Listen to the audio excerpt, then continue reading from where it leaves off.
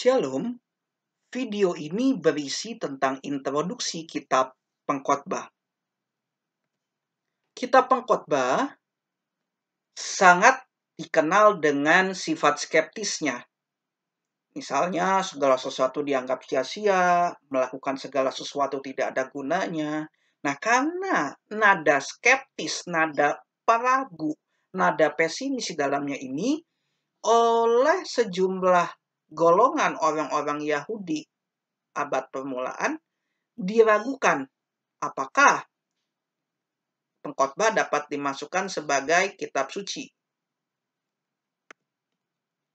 Kitab Pengkhotbah adalah bagian dari Megilot atau 5 gulungan hari raya, yaitu di dalamnya ada Kidung Agung, ada Rut, ada Ester, ya, ada Ratapan, dan yang terakhir adalah ada Pengkhotbah. Nah, Pengkhotbah biasanya dibacakan pada hari raya Pondok Daun.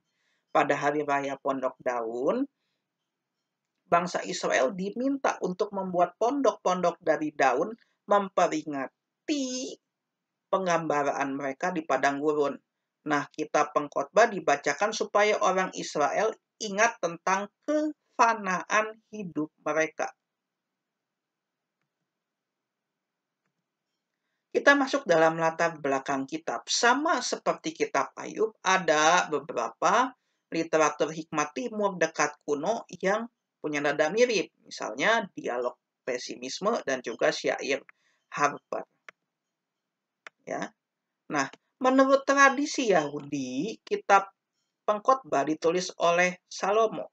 Tetapi sarjana-sarjana atau teolog-teolog perjanjian lama kritis belakangan ini mulai mempertanyakan apakah raja yang besar yang dimaksud di dalam pasal 1 ayat 1, ayat 16, atau pasal 2 ayat 9 selalu harus merujuk kepada Salomo.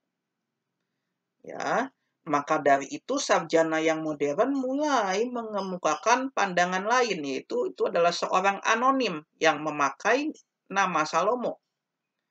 Tapi itu tidak masalah ya. Tahun peristiwanya jaraknya lantangnya lebar, mulai dari abad 8 sampai 7, ya periode Hizkia mungkin, sampai periode pasca pembuangan karena di dalamnya ditemukan bahasa Persia. Untungnya historisitas tidak berpengaruh terhadap makna atau pesan teologis atau pesan rohani di dalam kitab Pengkhotbah. Dan ini berlaku hampir kepada semua sastra hikmat. Oke, tujuan penulisan kitab. Kitab Pengkhotbah ditulis untuk menunjukkan bahwa kehidupan pada dirinya sendiri atau kehidupan itu sendiri tidak menyediakan kepuasan mutlak. Kenapa? Karena di dalam kehidupan justru ada banyak kesusahan dan kesusahan itu tidak terhindarkan. Artinya, tidak ada manusia yang hidup di dunia ini yang tidak mengalami kesusahan. Maka kitab Pengkhotbah menyatakan bahwa jalan kehidupan yang harus dikejar itu adalah yang berpusat kepada Allah. Maka kalau sebenarnya Pengkhotbah menyampaikan prinsip seperti ini, prinsip yang berpusat kepada Allah, maka benarkah kitab Pengkhotbah adalah kitab yang skeptis, sinis, ataupun fatalis? Kita masuk dalam tema kitab. Pertama adalah prinsip retribusi. Nah, kitab Pengkhotbah membuat kita jadi bertanya-tanya, kapan sebenarnya prinsip retribusi itu berlaku? Kitab Pengkhotbah menyatakan bahwa prinsip retribusi ya ada, tetapi kapan berlakunya tidak selalu kita ketahui. Tadi kalau dalam kitab Ayub, prinsip retribusi berlaku. Tetapi kadang-kadang juga tidak berlaku. Nah, dalam kitab Pengkhotbah, prinsip retribusi berlaku, tetapi kita tidak tahu seperti apa perwujudannya dan kapan itu diwujudkan. Maka dari itu, tidak ada jaminan atas penghukuman bagi orang fasik ataupun berkat bagi orang benar, menurut kitab Pengkhotbah, di dalam nada skeptisnya. Tapi ini kita harus ingat bahwa pada masa itu belum ada pewahyuan tentang kehidupan setelah kematian, belum ada pemikiran yang clear, yang definitif tentang surga, neraka, malaikat, iblis, gitu ya. Kemudian kita juga melihat tema teologis, pengalaman, dan pewahyuan. Tidak ada rujukan terhadap Taurat, para nabi, perjanjian, ataupun Israel dalam kitab pengkhotbah. Tetapi ini tidak berarti bahwa ia bukan kitab suci. Dan apakah memang kalau gitu pengkhotbah bertentangan dengan kitab-kitab Taurat dan kitab para nabi? Nampaknya tidak. Karena kita harus paham kitab pengkhotbah